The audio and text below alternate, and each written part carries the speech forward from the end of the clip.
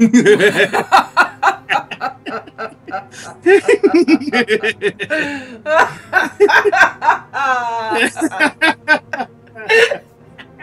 can't keep doing that.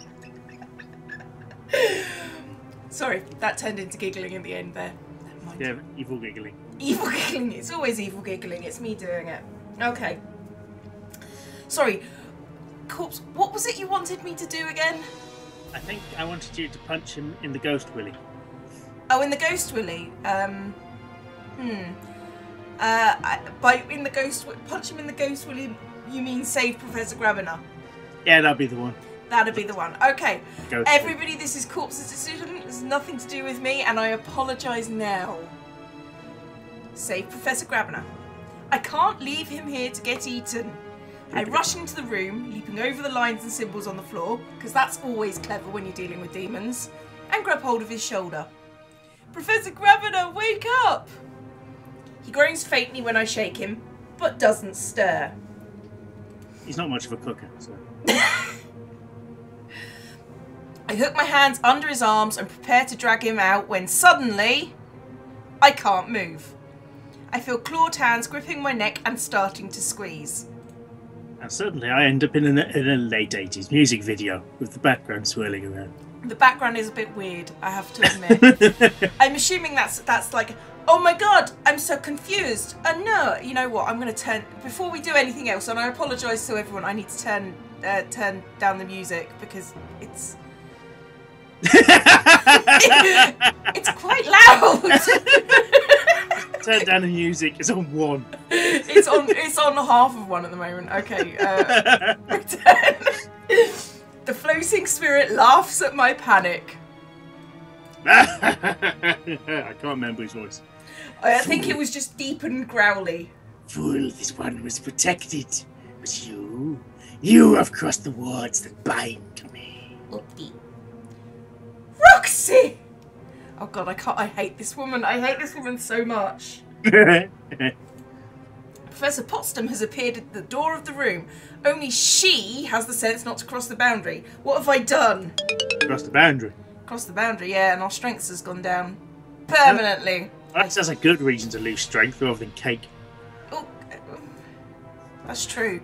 Losing strength because of cake was a really bad idea. And I feel weak. Oh dear. You will not touch that child! Whereas this one, you can have. This one, we don't like that much. You can have Donald if you like. I got the feeling she's got the hots for Donald, to be honest. I don't know why, but that's just the feeling I have about her. Okay. I don't know why. Well, if you do the Donald storyline, she's always got him around after school and stuff, so it's all a bit, you know. You're a bit too much into that, possibly. Possibly. But I wouldn't put it past her, because she's creepy. Professor Potsdam's voice rings out like a steel bell. And I see an expression of pain cross Professor Grabiner's face. He's waking up, but what good is that now? That's not very nice. God, she is my rightful prey. Oh dear. She is of the House of Grabiner. What? Oh dear. I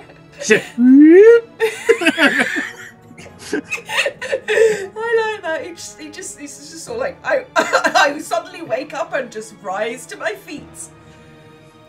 Without the intervening period of getting to my feet. No, I think everyone just sinks into the floor, then comes out again like a very quick, fast-growing mushroom.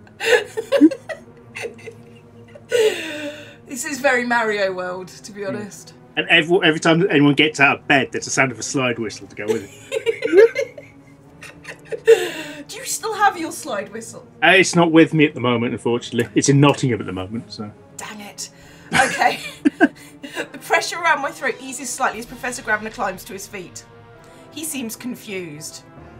But when he catches sight of me, his face hardens. Probably not the only thing that does. You are go blimey, governor. She is his affianced bride, whom he has pledged to marry this very day. What? What? Or what for you? I don't know. That'd be everyone, pretty much. Yeah. How about grabbing a what? The demon. What? What? Sir, it is so sworn. Well, apparently it is now anyway. Yeah. There's a great rush of frustrated hissing. And then the spirit vanishes and I can breathe again. Was he sitting on a chest or something? I don't know. You absolute imbecile! Yeah. Not here, Hieronymus. Do you know what you've done? His eyes are really wide for once. He's normally got these really narrow, slitty eyes, hasn't he? He's like, careful. Oh, hang on. I was describing the action of being slits. I was not the racist there. That's you. You're the racist. Although, I suppose it is manga. But anyway. Oh, interesting thing you've probably heard before. You know why anime characters have really big eyes? Tell It's because the really early ones, they're trying to imitate Disney characters. So, there. Okay. I shall smile and nod, because that sounds legit. Totally legit. Anyway, she was trying to save your life. Surely you wouldn't want her to lose a soul for such an act? I don't like her, sir. I'm not sure that this is an improvement. Professor? Look at that face! I forgot what she looked like! I know! Those glasses, I just imagine that as being a lollipop rather than a wand. It's going, what? Hey? Professor, I don't understand. Yeah, you look like you don't understand. In the future, Miss McTubthumper, you should learn not to meddle with things you do not understand. Which, since our teaching skills are terrible, would be everything. Not here, please. We should speak away from the watch. The watch. What? What watch? The militia turning up, or what? The night watch turning up. 10 o'clock, all's well. Or there's a pocket watch that just looks slightly pervy again. Possibly. I can imagine Vimes turning up and being really pissed off at this. I'd go, bloody wizards. Bloody wizards. He always does though, doesn't he? Well, it could be worse. She's not marrying knobs, I suppose. This is going to be really confusing to anyone who hasn't read Discworld books, mind? Well, to be honest, if people haven't read Discworld books, then they're missing out, and it's their own fault. Anyone here who hasn't read a Discworld book, go and read a Discworld book. Particularly the Watch trilogies, which is now like 8 books long. Trilogies, plural, because there's about 8 books in them. The Night Watch series starting with, is it Guards or Men at Arms? It's Guards. It's Guards, and the best one I think is probably Feet of Clay. Yeah. I love Feet of Clay. That's the best book in that entire oeuvre. Anyway, I will take her away and explain. We shall see you again at noon. As I appear to have little choice. Starwipe. Oh, sad music. That completely ruins the mood. Packs to avoid demonic souls. Starwipe.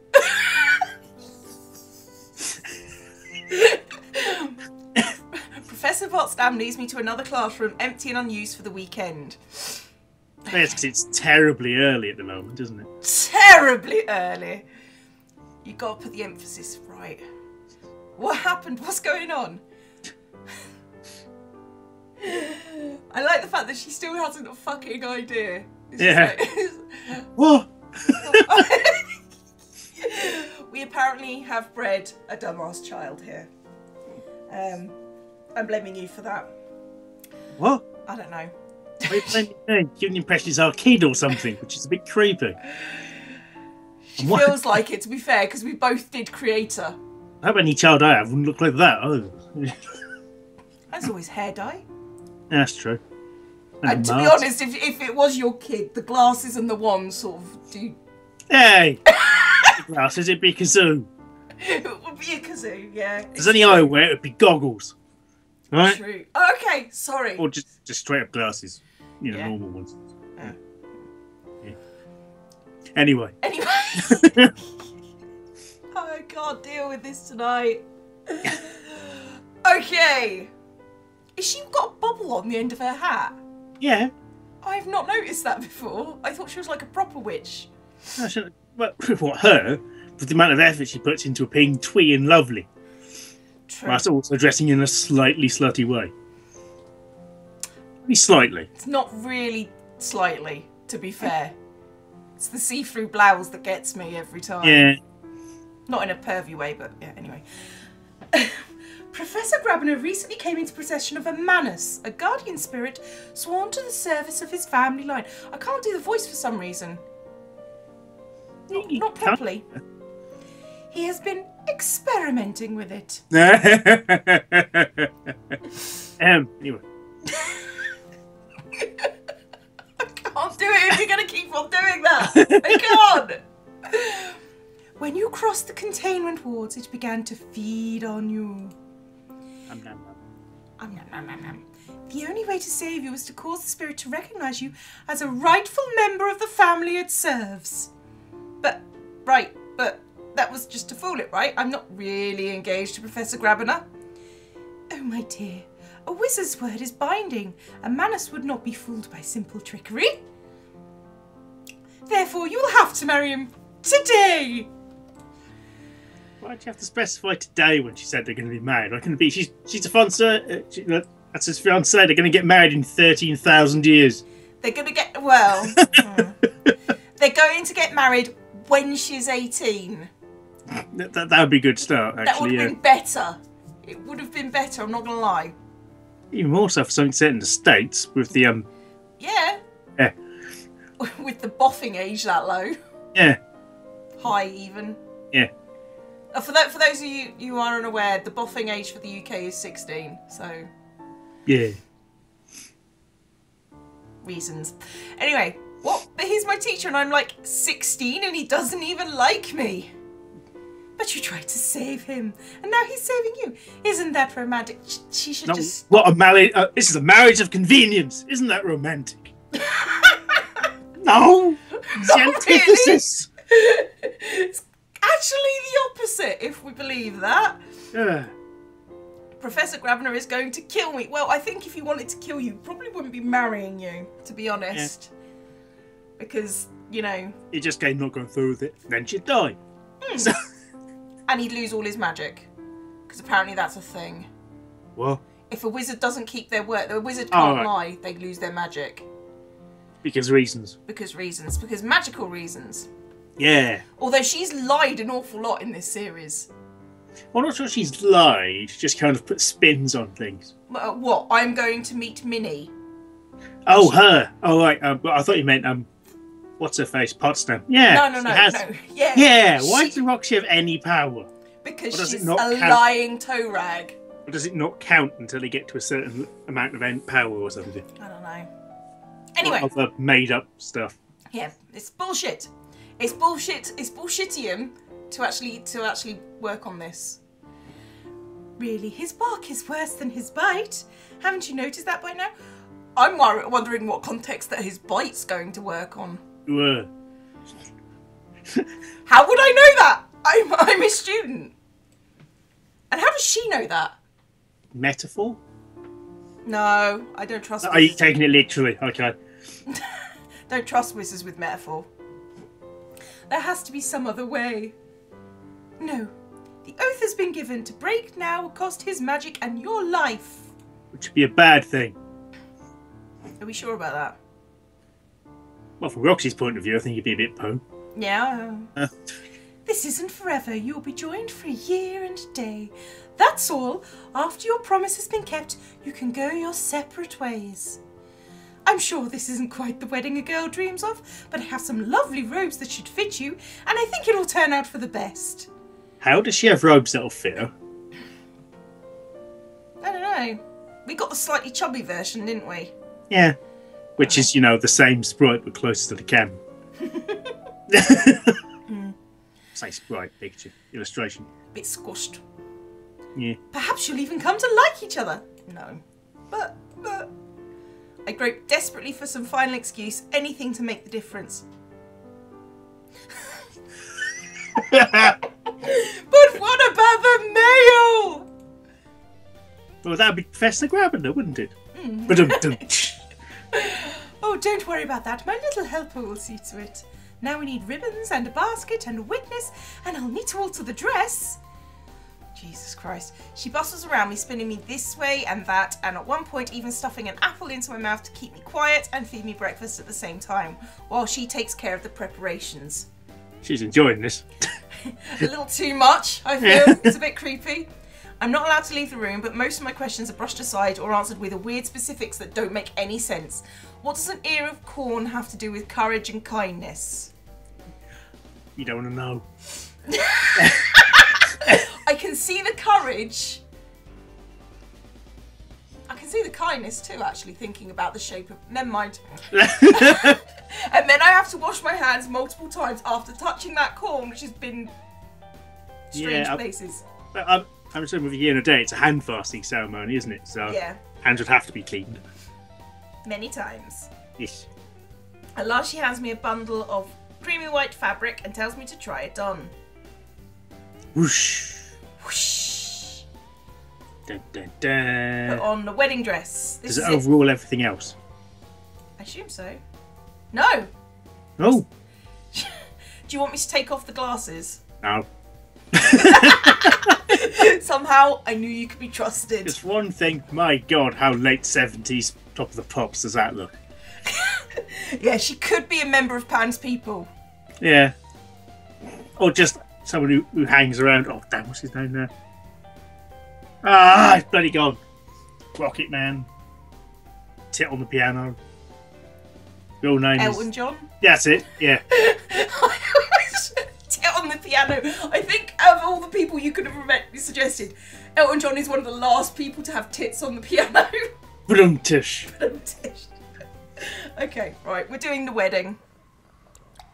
In the dungeon. Yay! Come with us to the sex dungeon for your wedding. This is completely normal. Yep. After the dress has been adjusted with the final touch of black magic, Professor Potsdam leads me down through a hidden door to a narrow stone corridor. This hardly seems like a romantic location for a wedding, but then this isn't a romantic wedding.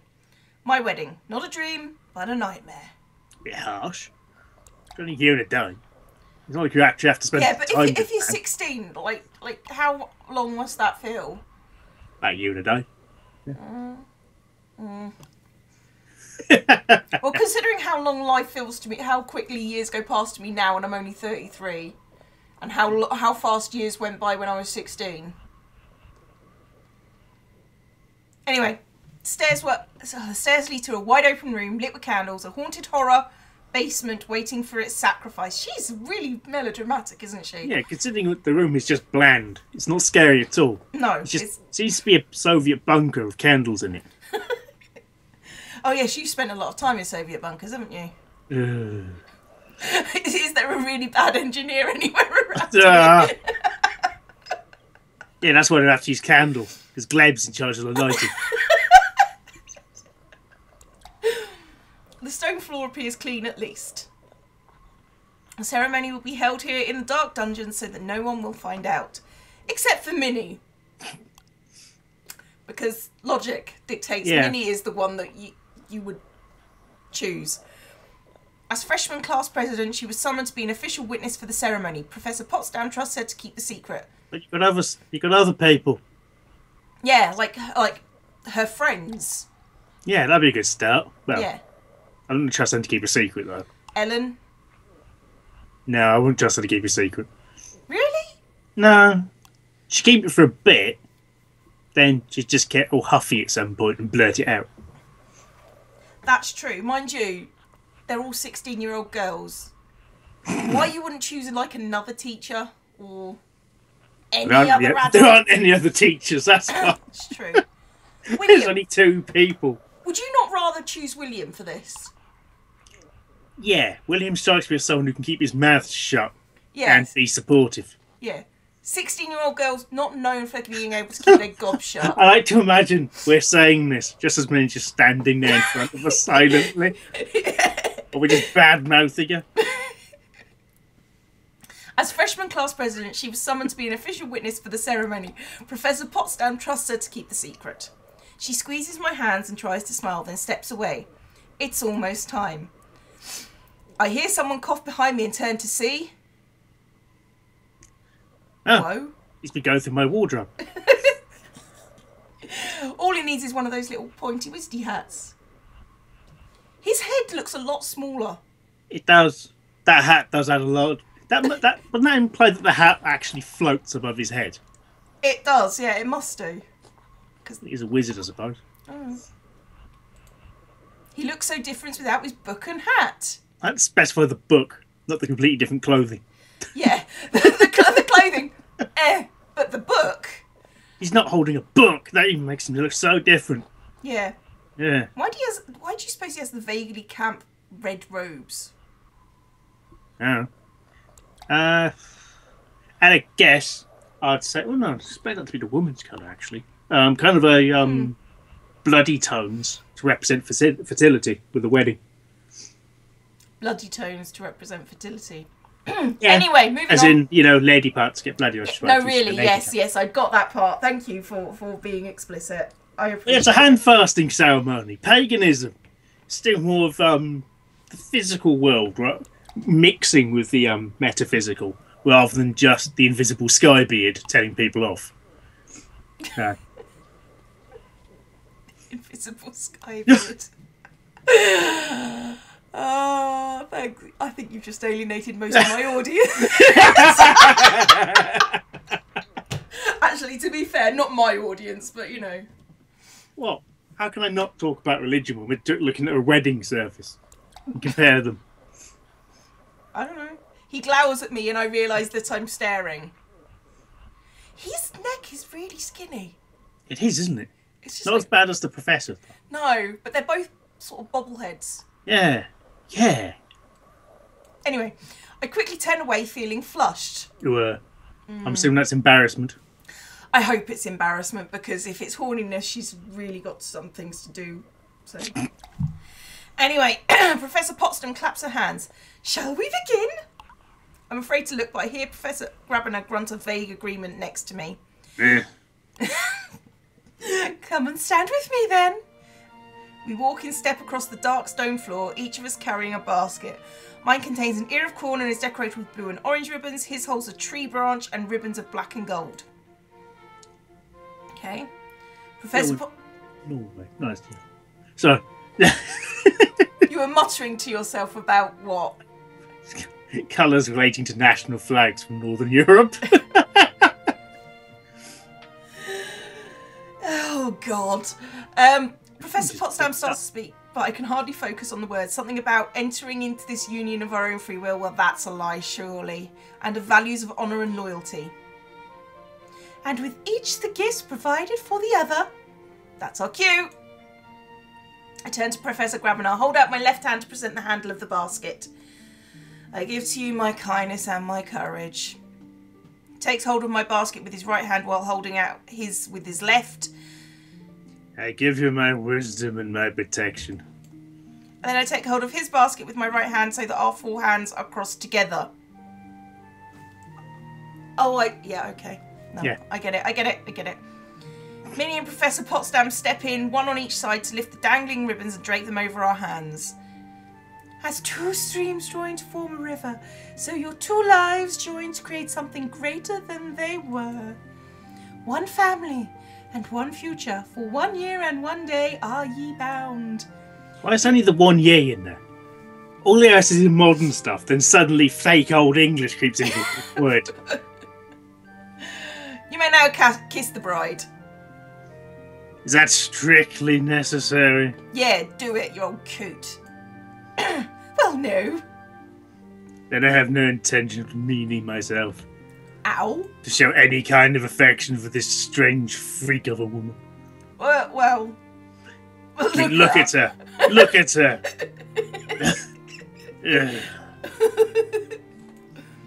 I don't know what to say to that.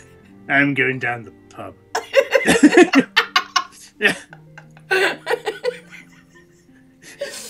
Professor Grabner lets go of the baskets and steps away. I don't know what to do with them, so I'm going to keep holding on for now. Well then, I'll see you in a year for the severance. Oh, that makes him grin. Yeah. grumpy bugger. Hieronymus, don't be cruel. She's your wife now. We should all go out for a nice meal together. She may be my wife in name, but that's the end of it. He turns to me. You are to stay out of my way. Do not expect special treatment or privileges. You will not use my name, and you will not enter my rooms.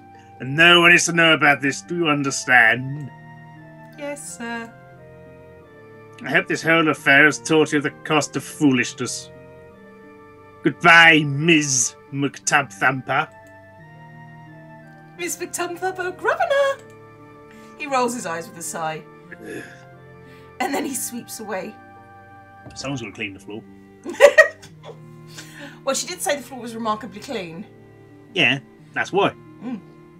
What happens now? I think that's largely up to you. Roxy, here. She hands me a small envelope of cash. Cha-ching! I made it up for it now. You ought to have some sort of wedding present. Thanks. Yes, that's right. And we will go out for a lovely meal, even if the groom doesn't care to attend. Hey, free food. Of course. But first, we'll need to get you out of those robes. Whoosh. Ooh. It's just because Roxy's substantially taller than you think she is.